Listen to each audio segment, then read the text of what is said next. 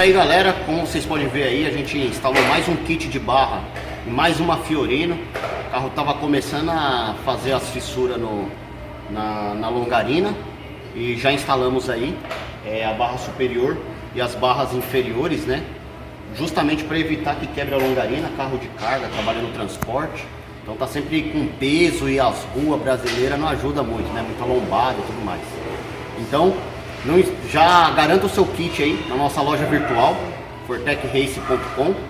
E não se esqueça, sem as barras, Fiorino vai começar a abrir, vai quebrar e aí já era. Já não vai ter mais jeito. É muito mais conveniente você colocar o kit de barra antes que o carro quebre do que depois, porque você vai ter a manutenção de soldar e instalar as barras.